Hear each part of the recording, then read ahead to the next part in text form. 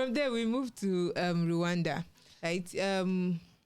We've come to live with the fact or the reality that one of the biggest problems that African countries face is the issue of identity, and it's a lot that private institutions have tried to solve it, governments have tried to solve it, and in this case, Rwanda's government, the Rwandan government rather, has come up with something like, when you take something digital, it kind of gives it this sense of the problem becomes less of a problem, and yes, it gives it some sort of sophistication. Oh God, English is hard.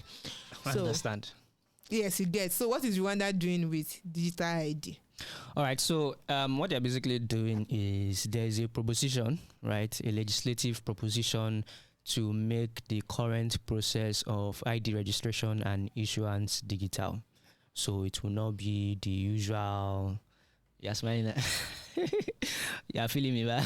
No, I'm not feeling you because I know how it is with some countries I have not mentioned. Okay, yeah. So registration and issuance of identity will now be digital. They are proposing that they want to make it digital, right? They want to amend what they already had in 2008, 2008 Act on how it already works. So they want to, make it nice, more digital, and it's coming in 2 ways. Some say 3, but I think it's coming in 2 ways, right? Where you still have the physical ID, but that ID will have a QR code that, when scanned, it will reveal the details about this person, and then there will also there's another one that is coming with the QR code. We have biometric data, everything stored, and then there's another one coming as a token, right? It's not really clear how that will work exactly, but I think the most important thing about this news is what makes digital IDs different from what is already in existence, right?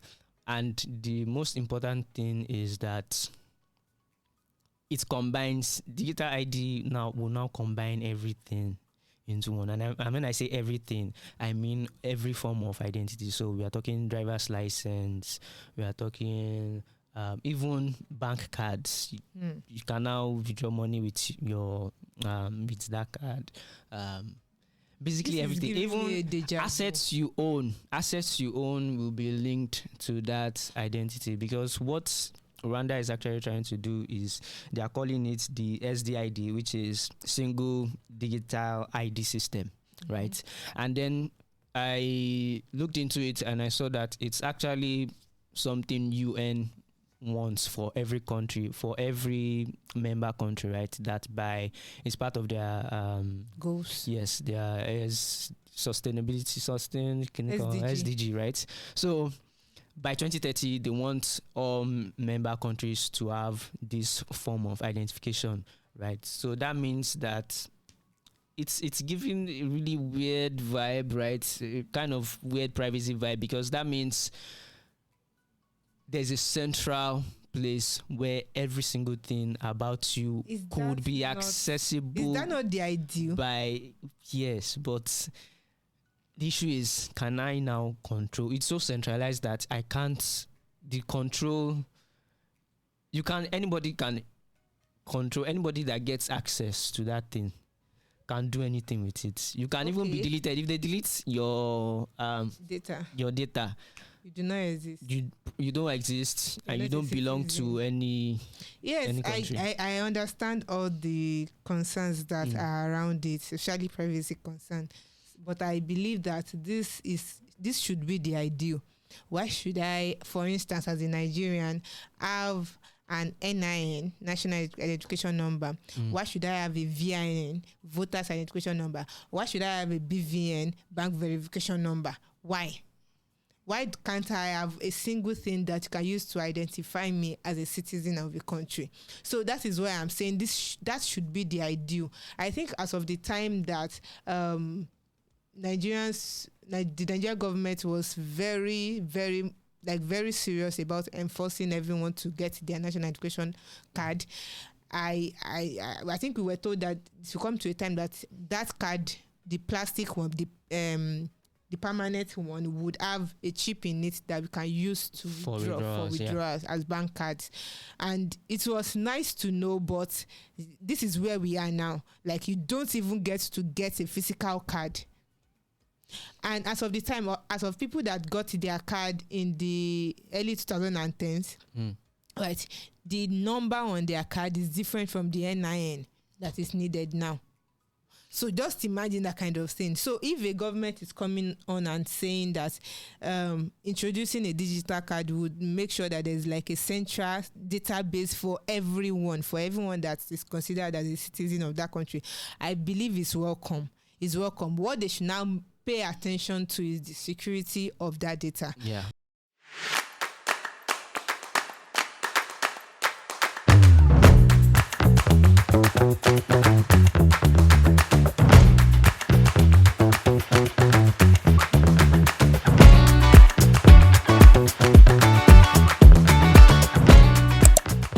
Right, so pay attention to privacy and make sure that this thing is not porous. I think that's the trust issue that citizens have with African government. Yes, but this thing is too porous. Like, just look at the government website and like I have a penetration tester on my list. Okay. Yeah, and I think a few months ago it sent me a zip file containing what's it called, Excel sheets of a particular university. Like, I could access everything, and it got it from open web. What do they call dark web? Oh, is that what they call it? Yeah. Where these people, when they go and put it for sale, that place, web. That was where it got it from. And it was trying to tell me that it's not a Nigerian, it's a Pakistani. And it was trying to tell me that, hey, we've tried this a number of times. They don't respond.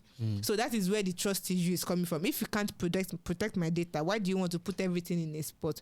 But personally, I believe it's welcome. And it would be nice to see if an African country can pull it off. It would be very nice to see.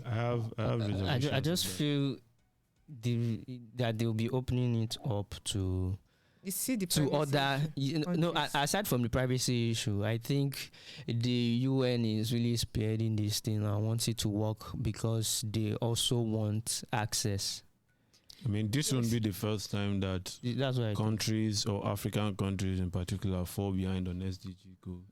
It's almost like, I mean, it's expected that they would always fall behind. Even if you give them 50 years, they would always fall behind. But for me, I think, I mean, for the government, it feels cool.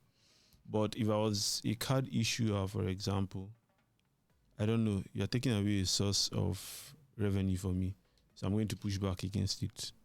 You don't have a what's the English choice? You don't have a choice. It's the government you're talking about. Yeah, it's the government we're talking about. But if I saw enough doubts into people,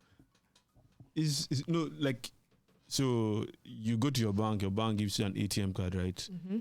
You have 4 accounts, for example, with 4 different banks. All of them give you cards. Mm-hmm. Why don't you go and maybe, so for example, we have a banking regulator in Nigeria, CBN here. So why does the CBN not just say, one card to rule them all? So you have one card and you can. That's not what Nigeria wants to do with Afrigo. No, that's not really what they want to do. It's just introducing one extra card scheme. But yeah, if I have one card, that means the banks have to figure out a way to key into it. Yeah, and how do they make the money? Who is going to be making the money? So I mean, so I'm looking at it from the part of being a business owner, who this makes up is significant, because that makes a lot of money for banks and guys like that. So I don't know. The rest, the whole privacy issues, I don't know. It may probably be reserved. I mean, I'm not so big on privacy, but I know why it's important. But it's not something that keeps me up at night. Okay.